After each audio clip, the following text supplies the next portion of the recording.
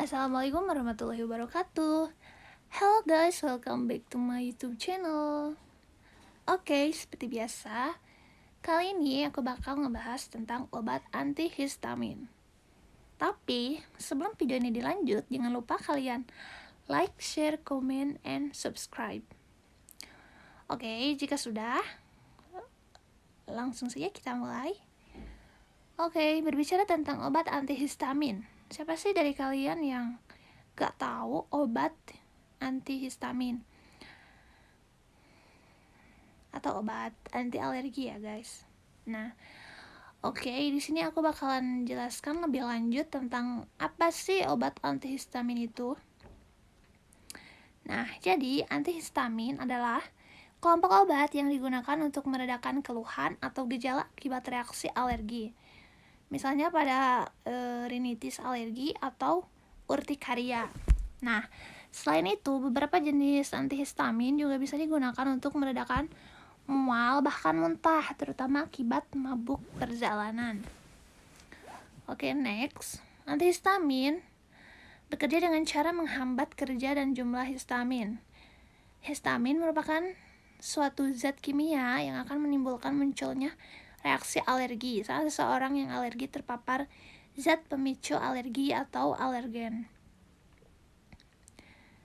Dengan begitu, gejala akibat reaksi alergi bisa mereda. Nah, walaupun bisa meredakan gejala akibat reaksi alergi, antihistamin itu sama seperti yang lain, seperti antidepresan, tidak bisa menyembuhkan penyakitnya, hanya bisa meredakan gejalanya saja.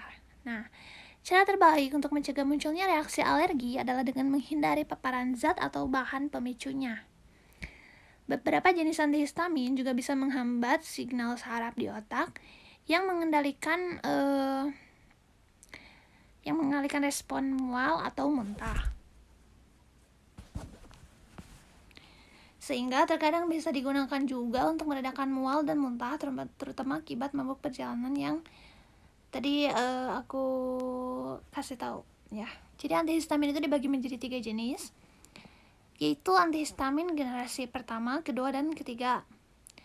Antihistamin generasi pertama memiliki cara kerja yang bisa melewati lapisan otak sehingga bisa menyebabkan rasa kantuk, sedangkan generasi kedua dan ketiga tidak melewati lapisan otak sehingga lebih jarang menyebabkan ngantuk.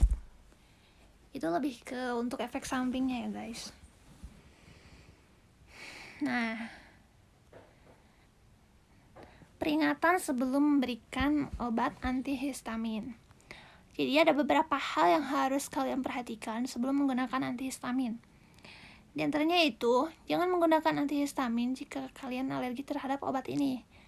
Selalu beritahu dokter tentang riwayat alergi yang kalian miliki.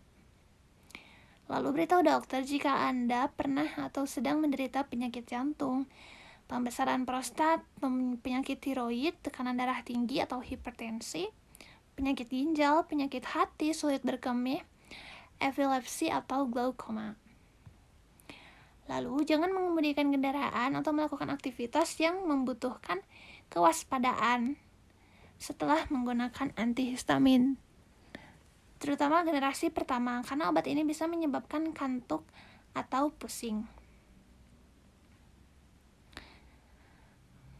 Nah, lalu jangan mengkonsumsi minuman beralkohol selama kalian menjalani pengobatan dengan antihistamin, karena akan meningkatkan resiko terjadinya efek samping. Beritahu dokter jika kalian sedang hamil, menyusui, atau merencanakan kehamilan. Beritahu dokter jika Anda sedang mengkonsumsi obat, suplemen, atau produk herbal tertentu. Lalu yang terakhir, segera temui dokter jika terjadi reaksi alergi obat, efek samping yang serius, atau bahkan overdosis setelah menggunakan obat antihistamin. Nah, sekarang untuk efek sampingnya. Efek samping dan bahaya antihistamin.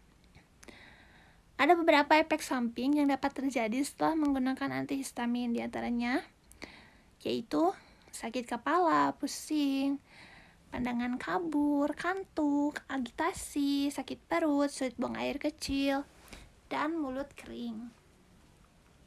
Nah, apa yang harus kalian lakukan jika efek samping dari si obat antihistamin ini tidak kunjung membaik atau semakin memberat? Nah, kalian langsung lakukan pemeriksaan ke dokter. Selain itu, jika dikonsumsi dalam jumlah yang berlebihan, antihistamin yang generasi pertama itu bisa menyebabkan efek samping yang lebih serius seperti rasa senang yang berlebihan, tetapi tidak wajar atau euforia, atau penurunan kesadaran hingga delirium. Segera ke dokter jika kalian mengalami efek samping tersebut atau mengalami reaksi alergi obat setelah menggunakan obat antihistamin.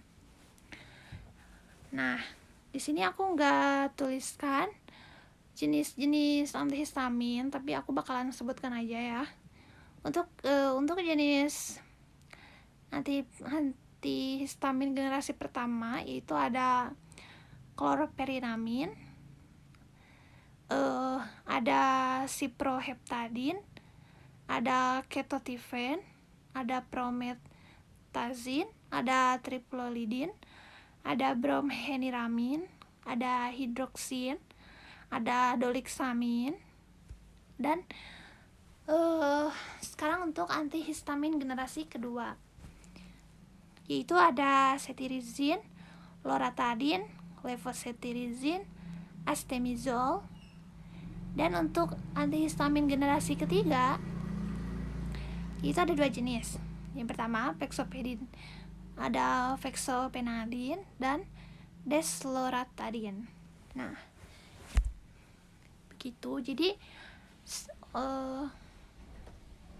obat antihistamin ini memiliki 3 generasi ya guys.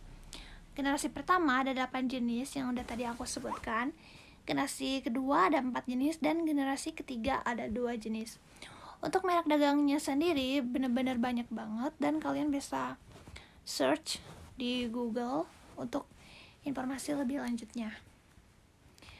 Oke guys, sekian dulu video kali ini. Semoga bermanfaat dan menambah wawasan bagi kalian yang mengikuti dari awal sampai akhir. Jangan lupa terus saksikan video-video selanjutnya. Goodbye.